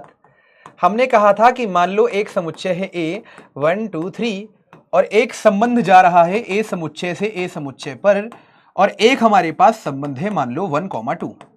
तो ये मजेदार प्रश्न याद आया। पहला ऑप्शन दिया था मैंने स्वतुल्य, दूसरा ऑप्शन दिया था मैंने यहां पर सम्मित, फिर तीसरा ऑप्शन मैंने क्या दिया था भैया यहां पर संक्रामक। तो एक बात बताओ यार, स्वतुल्य हो गया, सम्मित हो गया, संक्रामक हो गया, चौथा दिया था कि इनमें से कोई नहीं, इनमें से कोई नहीं। तो हमने टिक किस पे किया था? हमने टिक किस पे किया था? संक्रामक पे। क्यों? 1, 2 बैठा है, ये खत्म किस पे हो रहा है? ये खत्म हो रहा है 2 पर। क्या कोई ऐसा अवयव है जो 2 से चालू हो रहा है? नहीं चालू हो रहा है, तो ये खेलेगा सेफ साइड। कल मैंने आपको बताया था ना, ये सेफ साइड में रहेगा। ये कहेगा भैया हमारी जांच आप कैसे कर सकते हो, क्योंकि कोई अवयव अगर 2 पे खत्म हो रहा है तो कोई अवयव ऐसा है ही नहीं जो 2 पे चालू हो। तो इसका मतलब क्या है? इसका मतलब है कि भैया ये संक्रामक है, ये सेफ साइड है, सेफ साइड।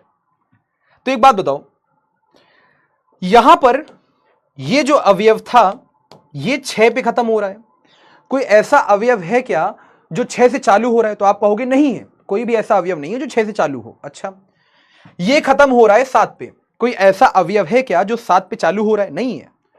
ये 8 पे खत्म हो रहा है, कोई ऐसा अवयव है जो 8 से चालू हो रहा है? नहीं चालू हो रहा है।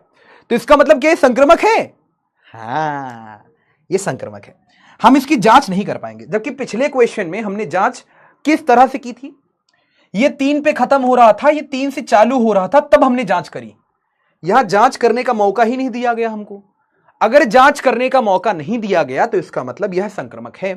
बात समझ में आई तो चैट पे लिखो यस सर। शांतनु जी कह रहे हैं सर नहीं है। सर तब तो पहला वाला संक्रामक होगा ना? कहां संक्रामक है मित्र, यहां जांच करने का मौका मिल गया हमको। 3 पे खत्म, 3 पे शुरू, मिल गया मौका। यहां बचा 1, यहां बचा 9, हमने ढूंढा, 1,9 हमको नहीं मिला। नहीं मिला तो संक्रामक नहीं है।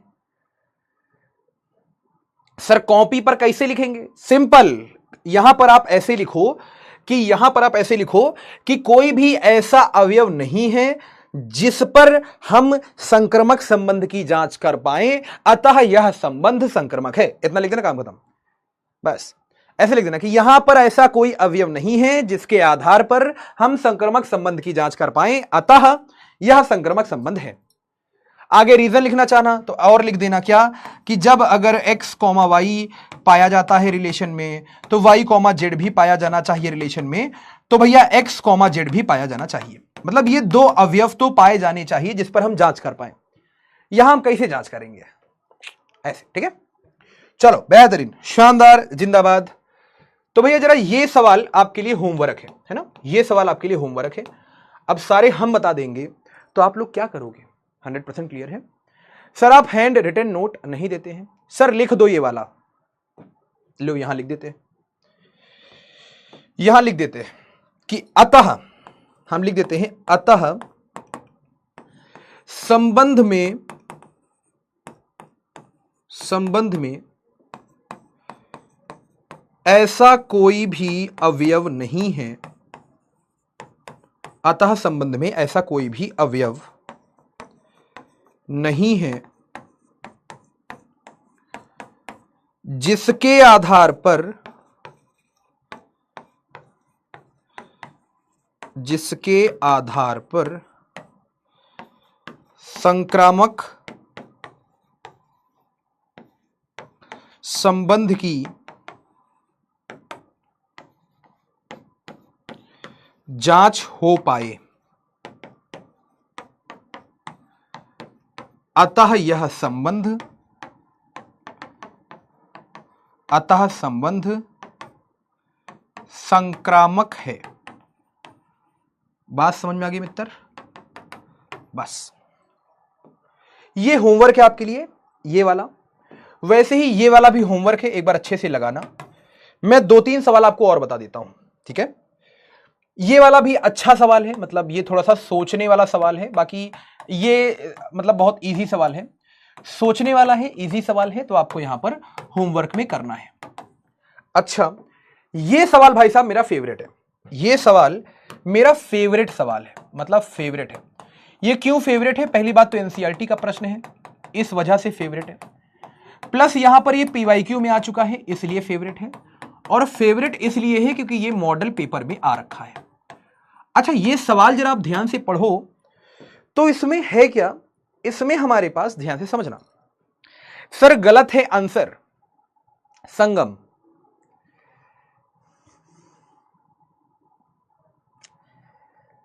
बच्चा आप किस बेसिस पे गलत कह सकते हो? हमको 7 साल हो गया पढ़ाते पढ़ाते, पता नहीं कितने बैचेस हमने निकाल दिए। 7 साल पहले आप होंगे कक्षा 12 में, 12 करूंगा, कक्षा 5 में। जब आप कक्षा 5 में थे तब से बच्चा हम पढ़ा रहे हो, तब से हम यही पढ़ाते चले आ रहे हैं कि भैया ये संक्रमक है, ये संक्रमक है, ये संक्रमक है। एक वेबसाइट पे जब आप एनसीईआरटी का सॉल्यूशन देखोगे, एक एनसीईआरटी जिस वेबसाइट का नाम है बी, आगे यहां पर कुछ लिखा होता है, फिर कुछ लिखा होता है, फिर कुछ लिखा होता है ना? मतलब ये बहुत अच्छी कंपनी है। जब आप इसका एनसीईआरटी सॉल्यूशन देखोगे गलत है। वैसे एक वेबसाइट है मैथॉन गो, मैथॉन गो पे जब आप जाओगे, उस पर आप सॉल्यूशन देखोगे तो आपको यही दिखेगा कि भैया ये ट्रांजिटिव है। ट्रांजिटिव का मतलब संक्रमक है ना? बच्चा आप थोड़ा सा देखो, ठीक है? नहीं, एनसीईआरटी आंसर सीट में तो ये एनसीईआरटी की गलती है, फिर समझे? सर गलती इंसान से होती है, एक बार चेक कर लो आप। हे भगवान, एक मिनट।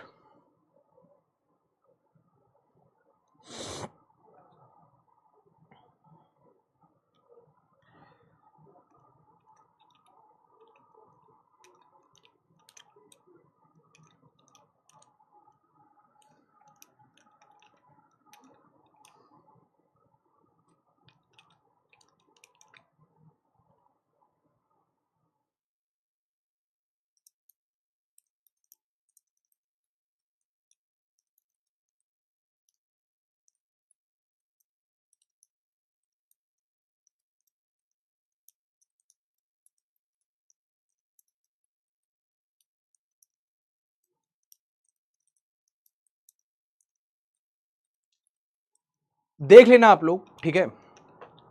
देख लेना आप लोग। क्या वैसे बेसिकली वो आपका ट्रांजिटिव नहीं है, मतलब ये संक्रमक है, ये ट्रांजिटिव है। यार इसके पीछे का रीजन यही है ना कि भैया 1,6, 2,7, 3,8 है। चलो मैं आपको इसके बारे में बता भी दूंगा यार। ये वैसे ध्यान से देखो, फिर ये वाला सवाल गलत हो जाएगा। ये संक्रमक है, अभी के लिए संक्रमक है। मैं इस पर रिसर्च करके आऊंगा। गलती हो सकती है, मेरे से भी हो सकती है, लेकिन यार 6-7 सालों का ये अनुभव है मेरा, है ना? ठीक है, इस वजह से मैं रिसर्च करके आऊंगा, आपको ये बता दूंगा। खैर, जहां पर मैंने देखा था, जिस बुक से मैंने पढ़ा था, अच्छी लेवल की किताबें थी, बहुत बड़े मैथमेटिशियन थे वो, तो यार उनके में तो लिखा था ये संक्रमक है, ट्रांजिटिव है। चलो कोई नहीं, अब सुनिए ध्यान से, अब सुनो ध्यान से। ये सवाल जरा ध्यान से देखो तो इस सवाल में समझ में आएगा कि भैया सिद्ध कीजिए। अब जरा सवाल पे ध्यान दो, ओए सवाल पे फोकस करो। कह रहा है कि सिद्ध कीजिए कि वास्तविक संख्याओं के समुच्चय आर में, आर क्या है? वास्तविक संख्याओं का समुच्चय। यहां पर आर हमारे पास क्या है? a, b। a क्या है? b स्क्वायर से छोटा, ठीक है? हमको यह बताना है कि यह परिभाषित संबंध जो है आर, ना तो स्वतुल्य है, ना सम्मित है, और ना ही संक्रमक है।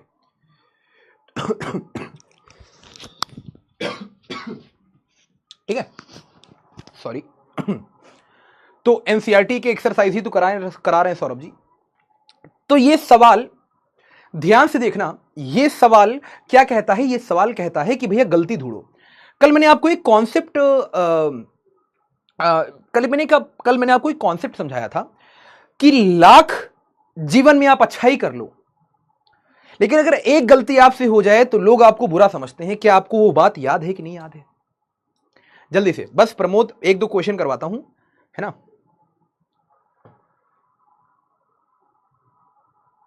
ठीक है, जल्दी से बताओ, क्या वो आपको कॉन्सेप्ट याद है? यस सर लिखो। विमलेश नाम ले दूंगा यार। यार यूपी टॉप करो, सीएम तक आपका नाम लेंगे यार, कैसी बातें कर रहे हो दोस्त, है ना? मुझे बताओ याद है कि नहीं याद है? कल मैंने आपसे कहा था कि जीवन में आप 1,00,000 अच्छाइयां कर लो, लेकिन अगर आपसे एक गलती हो गई तो लोग कहेंगे आप बुरे हो। तो अब यहां पर ध्यान से सोचना, यहां पर बहुत सारे ऐसे अवयव होंगे जो इसको स्वतुल्य बना रहे होंगे, जो सम्मित बना रहे होंगे, जो संक्रमक बना रहे होंगे। लेकिन हमें क्या देखना है? हमें देखना है कि भैया गलती, हमारा यहां पर फंडा क्या होगा? हमारा यहां पर फंडा होगा कि भैया गलती ढूंढो। हमारा फंडा क्या होगा भैया? गलती ढूंढो। गलती आपको ढूंढनी है। अगर गलती आपने ढूंढ ली, बात समझना, अगर गलती आपने ढूंढ ली तो एक ही गलती ढूंढनी है बस। एक ऐसी गलती कोई ढूंढो कि जिससे ना ये स्वतुल्य बन पाए, ना सम्मित, ना संक्रमक। तो ध्यान से समझना, हम ऐसे क्वेश्चन को उदाहरण के साथ करेंगे। एक उदाहरण लेंगे, काम खत्म। जैसे ध्यान से समझो, संबंध क्या है हमारे पास? संबंध है भैया a, b। यहां पर a क्या है? b स्क्वायर से छोटा या बराबर। तो हमने क्या किया? सबसे पहले a को लिया 2 और b को लिया 2। अब ध्यान से देखना, हम स्वतुल्य के लिए क्या कर रहे हैं? हम स्वतुल्य के लिए क्या कर रहे हैं? हमने सबसे पहले a को 2 लिया, b को 2 लिया। हमने यह देखा कि भैया क्या a 2 और b 2, क्या ये बात सच है? मतलब क्या है सर, ये क्या कर रहे हो आप? समझ जाओगे, सुनो ध्यान से। a को 2 रखा और यहां पर a को 2 रखा, b को भी 2 रखा, तो यहां हो गया 2 का स्क्वायर। यह कहता है कि 2 यहां पर 4 से छोटा है या बराबर है। तो 2 यहां पर 4 से छोटा है, यह बात तो सही है, लेकिन 2 यहां पर 4 के बराबर नहीं है, यह बात गलत है। लेकिन कम से कम एक बात सही है, तो हम कहेंगे यह सत्य है। मतलब संबंध में 2,2 पाया जा रहा है, संबंध में 2,2 पाया जा रहा है। लेकिन सर अगर 2,2 संबंध में पाया जा रहा है तो इसका मतलब यह है कि हम तो इसका सपोर्ट कर रहे हैं ना, हम तो इसका सपोर्ट कर रहे हैं कि यह स्वतुल्य है। सर हमें गलती ढूंढनी है, कुछ ऐसा ढूंढो सर कि ये स्वतुल्य ना बन पाए। मैंने कहा अच्छा, अब अगर आपको कॉन्सेप्ट समझ में आ गया है तो क्यों ना हम एक काम करें, अब यहां पर a को ले लें हम 1/3। बहुत बच्चे हो सकते हैं 1/2 ले ले, 1/4 ले ले, 1/5 ले ले, मैं लेता हूं 1/3। मैंने क्या किया? मैंने a को ले लिया 1/3 और भैया b को भी ले लिया 1/3। अच्छा एक बात बताओ, यहां कितने लोग समझ गए कि भैया a की जगह पे रखेंगे 1/3, b की जगह पे रखेंगे 1/3, तो ये हो जाएगा 1/3 का होल स्क्वायर। एक बात बताओ, ये सत्य है कि गलत? गलत क्यों? 1/3 तो यहीं बैठा रहेगा, यहां हो जाएगा 1/9। ये सरासर गलत है। पूछो क्यों? अरे मित्र ये छोटा है, हर जितना बड़ा होता है पूरी वैल्यू उतनी छोटी होती है, और हर जितना छोटा होता है उतनी वैल्यू पूरी पूरी बड़ी होती है। 1/3 बड़ा है, 1/9 छोटा है। इसका मतलब ये पूरी पूरी बात गलत है। 1/3 कब से बराबर होने लगा 1/9 के? बराबर तो नहीं है। तो 1/3 कब से छोटा होने लगा 1/9 के? तो ये भी गलत है। 1/3 कभी छोटा नहीं होता 1/9 से। इसका मतलब क्या है? इसका मतलब यह है कि भैया यहां पर अगर a 1/3 है, b 1/3 है, तो 1/3 संबंध में नहीं पाया जाएगा। अगर 1/3 1/3 संबंध में नहीं पाया गया, इसका मतलब यह स्वतुल्य नहीं है। क्यों? स्वतुल्य कहता है कि यहां पर a, पाया जाना चाहिए संबंध में। 1/3 1/3 तो संबंध में पाया नहीं जा रहा है। सर दिमाग का दही हो गया है। ये तो शुरुआत है, अभी तो भैया समाकलन, अवकलन, अवकलज के अनुप्रयोग, समाकलन के अनुप्रयोग, अवकल समीकरण, बहुत सारे पाठ बचे हैं दोस्त। सर मजा नहीं आ रहा है, एआई से पढ़ाओ। मैं गाइडर भैया हूं रे, और तेरे को अगर समझना है रे कि स्वतुल्य संबंध क्या होता है रे, तो ध्यान से समझना रे, स्वतुल्य संबंध कहता है रे कि ए कॉमा ए संबंध में पाया जाना चाहिए रे। हमको सिद्ध करना है कि ये स्वतुल्य नहीं है रे, तो हमने यहां पर ए का मान 1/3 ले लिया रे और बी का मान भी 1/3 ले लिया रे। अब हमने संबंध के अनुसार इसकी जांच करी रे कि जो हमने कहा है 1/3 क्या ये सही है कि गलत है रे। तो हमने यहां पर देखा कि ए की जगह पे हमने रखा है 1/3 और भैया बी की जगह पे रखा है 1/3। तो हमको क्या समझ में आया रे, हमको समझ में आया रे कि 1/3 1/9 से ना तो छोटा होता है रे ना बराबर होता है रे। इसका मतलब यह है रे कि ये पूरी बात गलत है रे। अगर ये पूरी बात गलत है रे तो संबंध में 1/3 नहीं पाया जाएगा रे। इसका मतलब यह संबंध स्वतुल्य नहीं है रे। बात समझ में आ गई रे? अरे बात समझ में आ गई रे? तो तेरे को भी यही करना है रे। मैं गाइडर भैया हूं रे। बात समझ में आ गई? तुम लोग नौकरी से निकलवाओगे किसी दिन।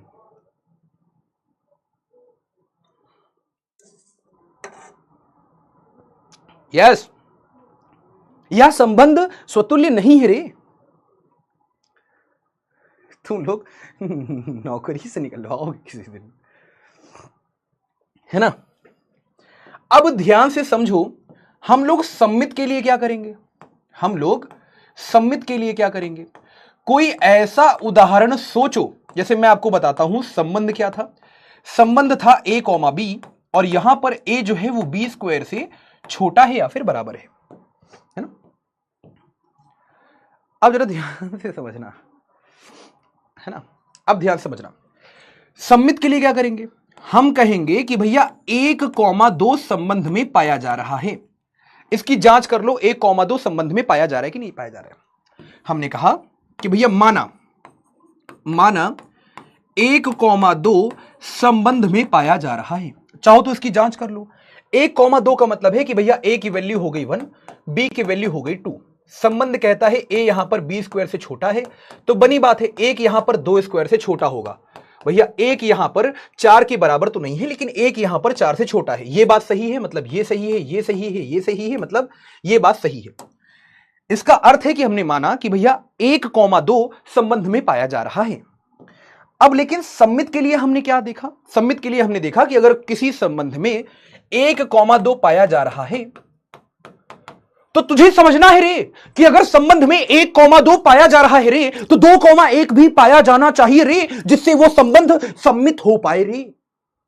तो तेरे को समझ में क्या आया रे कि यहां पर 1,2 संबंध में पाया जा रहा था रे, 2,1 हमें सिद्ध करना है रे। अगर ये संबंध में पा लिया गया रे तो ये सम्मित हो जाएगा रे, अगर नहीं पाया गया तो ये सम्मित नहीं होगा रे। ध्यान से समझना रे, 1,2 संबंध में पाया जा रहा है रे, लेकिन 2,1 संबंध में नहीं पाया जा रहा होगा रे। ऐसा क्यों रे? ध्यान से समझना हल्कू रे, ध्यान से समझना रे, ऐसा क्यों?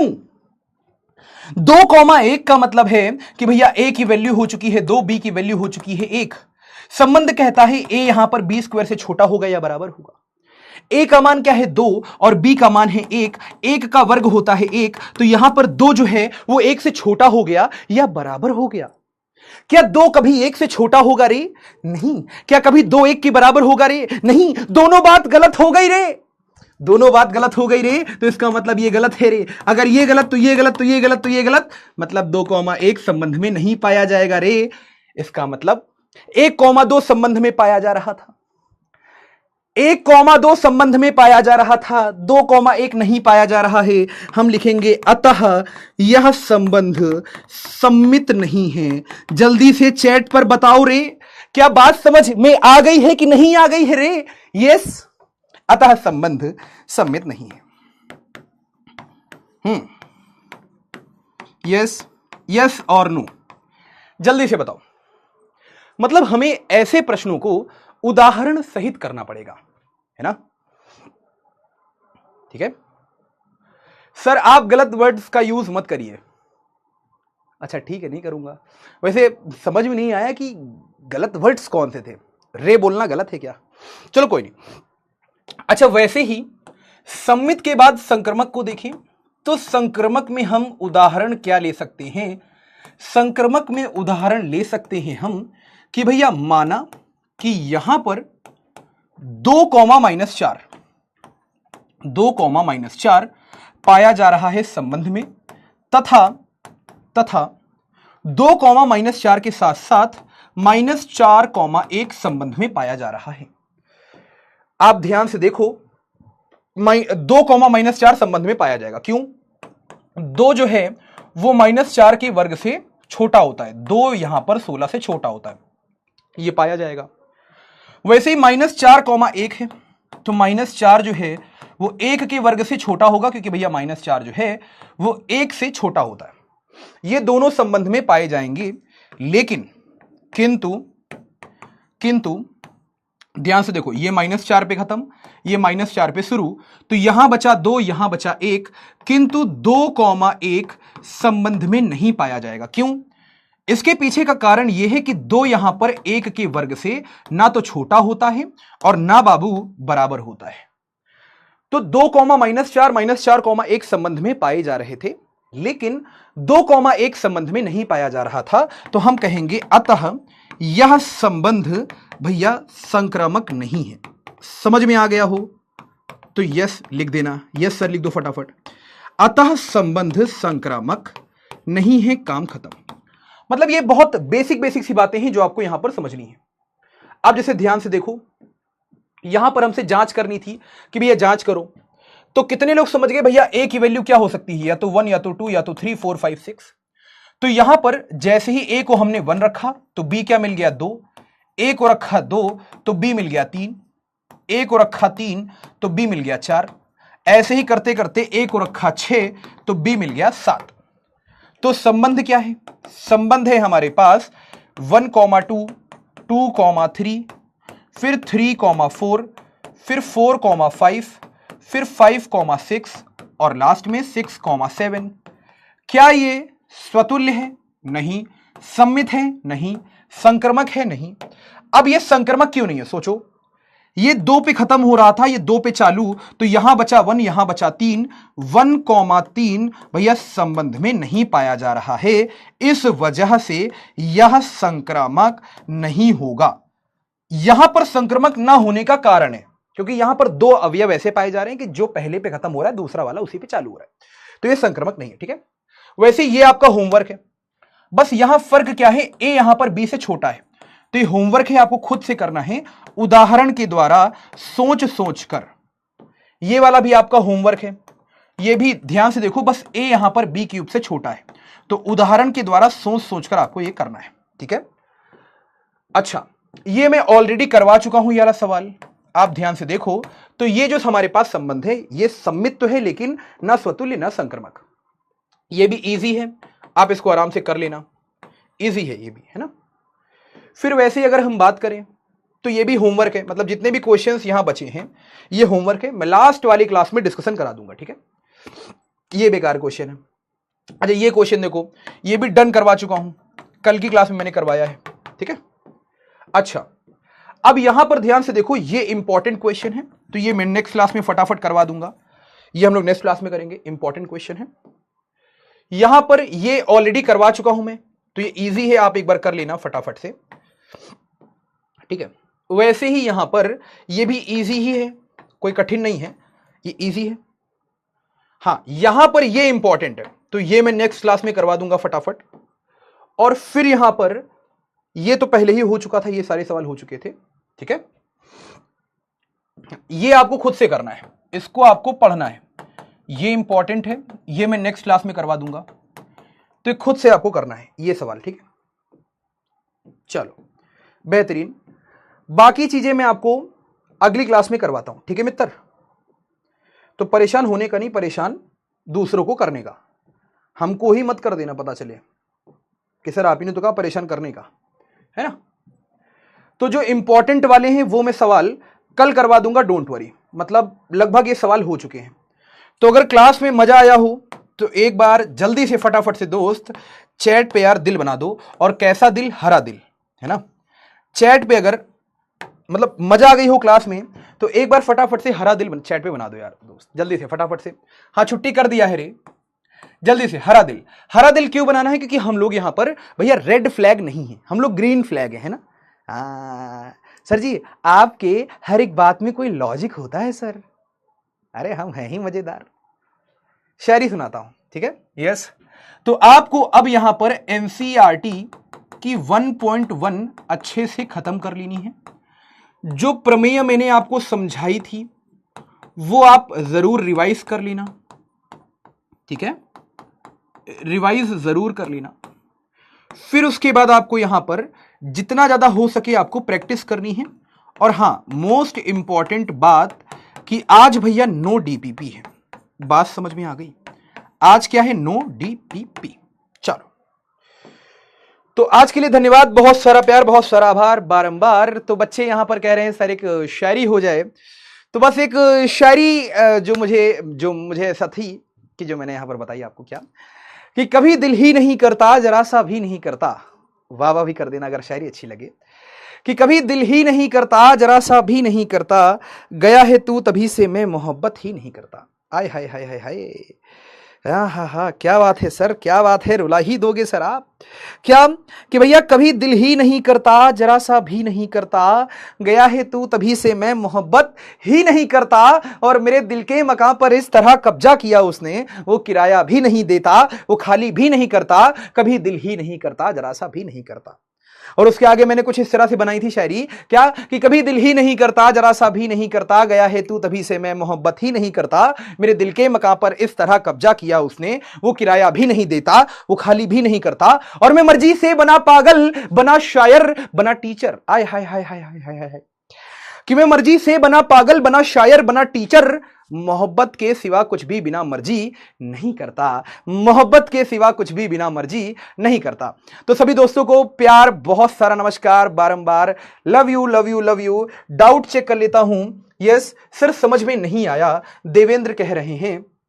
क्या नहीं समझ में आया? देखो यहां पर मैं आपको बता देता हूं, ये पूरा होमवर्क है। आप जैसे यहां पर देख रहे थे ए यहां पर बी स्क्वायर से छोटा है, तो आपको उदाहरण लेना है। जैसे हम लोगों ने वहां पर उदाहरण लिया 1/2 1/2, फिर सम्मित वाले में लिया 2,1 का, फिर संक्रमक वाले में लिया 4 या 2 -4 -4,1। तो ये उदाहरण आपको सोचने हैं। आई होप सबके यही डाउट होंगे अब, है ना। तो ये जितने भी नहीं समझ में आए मैं आपको सारी चीजें समझा दूंगा देवेंद्र, ठीक है। सर कोई संख्या ले सकते हैं, हाँ ऐसी संख्या जिससे यह साबित हो कि भैया वह संबंध ना तो स्वतुल्य है, ना सम्मित, ना संक्रमक, ठीक है। चलिए, चलो कोई बात नहीं, कोई बात नहीं, आप लगा लेना अंगद जी, ठीक है।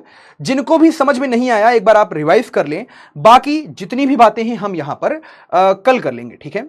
अच्छा हाँ, पढ़ सकते हो रवि जी, कोई दिक्कत नहीं है। सर अगर होमवर्क वाले में से कोई नहीं आया तो आप अगली क्लास में बता देना, ठीक है ठीक है ठीक है, मैं बता दूंगा, ठीक है। चलो मैंने इन्फिनिटी बैच लिया था, किट आ जाएगी श्रद्धा जी, आप एक बार कस्टमर केयर पे फोन कर लो, मेरा नाम लगा देना कि अनुभव सर ने बोला है, ठीक है। सर आज आपने हंसा कर नहीं पढ़ाया प्रिंस जी, क्या बताऊं, प्रमेय में 50 मिनट लग गए यार। पढ़ा देंगे हम, अगली बार पढ़ा देंगे। वैसे हंसाया तो यार तुम लोगों को, कैसी बातें कर रहे हो हैं, कैसी बातें कर रहे हो हैं। ना करी जनाब, ना करी। चलिए जिन बच्चों के डाउट है उनकी क्लास हम।